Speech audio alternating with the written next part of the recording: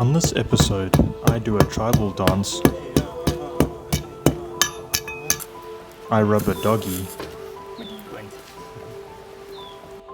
and the sun cracks my slab.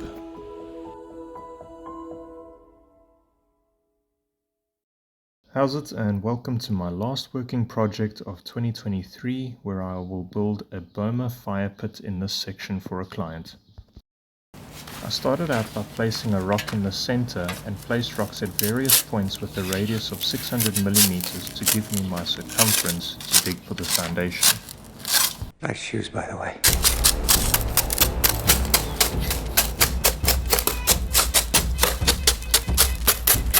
This ground is very hard and rocky, but it didn't take too long for the foundation to be dug.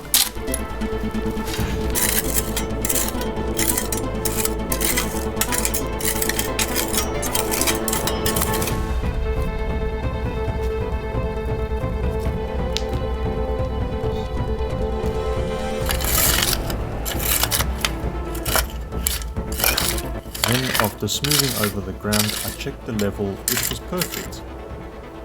Right.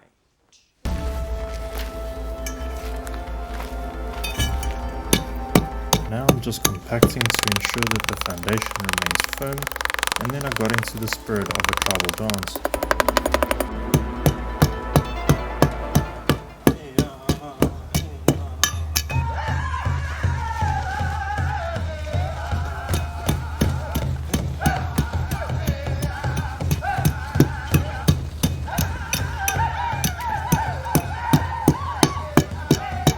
Kudos to anyone who can guess the movie where that clip comes from in the comments below.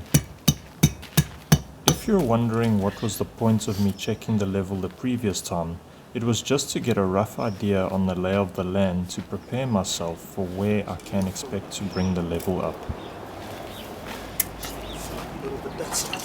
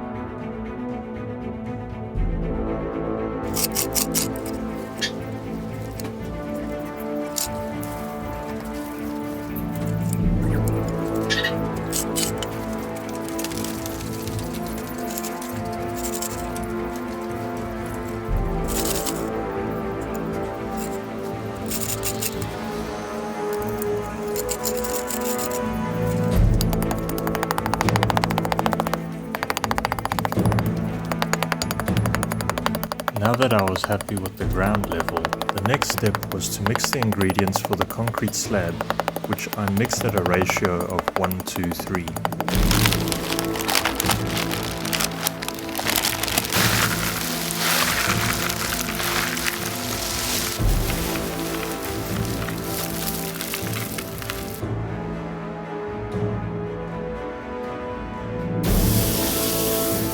If you are eating, now's maybe a good time to leave the room to avoid what looks and sounds like elephant diarrhea.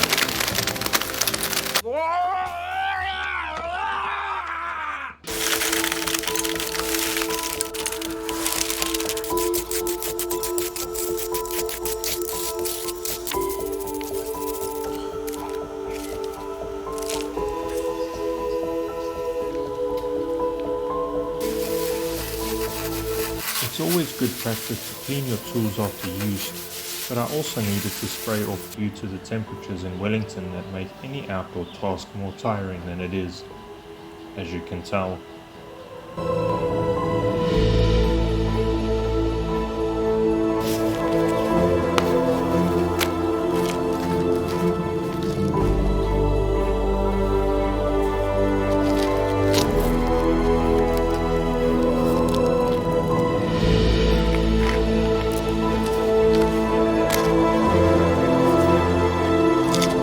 This damp-proof course, or T.E.C, will prevent moisture rising from the concrete to the mortar, allowing it to cure and remain in a more stable condition. And before I mix the mortar, I'm doing a dry run to make sure that the first course of bricks fit perfectly.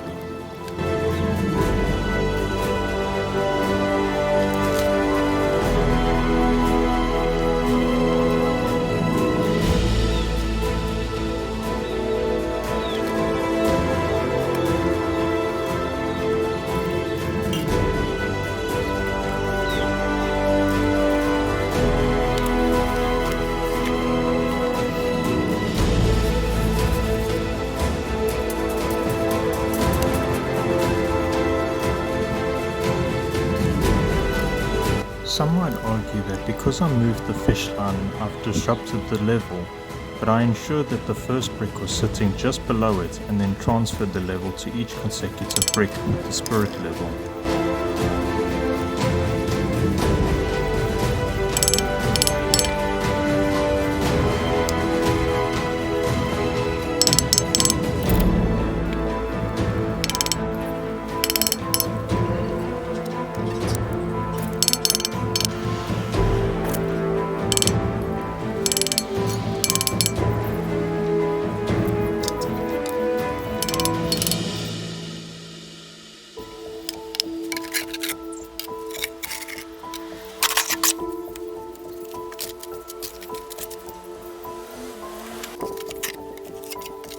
For the final brick to be placed, I left 2 gaps on either side just for drainage.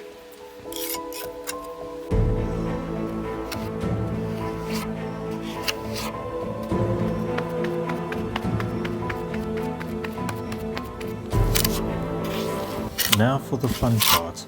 I applied 2 layers of rough plaster mix to give the appearance of a rock. Then, using my trowel, I etched lines for the look of rocks being placed on top of each other, which was so impressive that I was complimented by an admirer. Well, that's what she said to me anyway. I'm perplexed.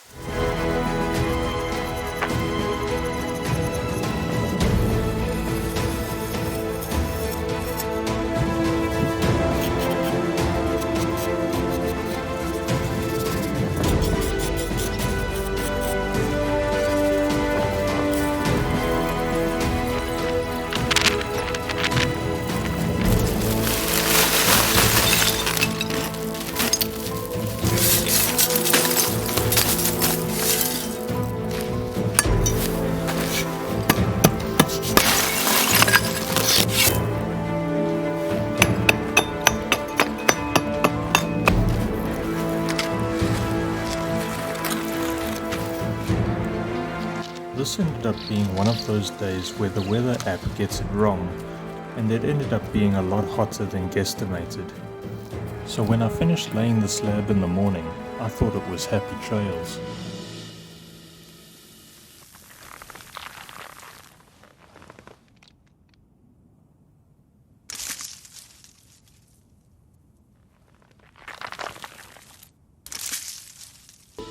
So I asked the client to cover the slab and spray with water for 2 days after resurfacing to solve the problem.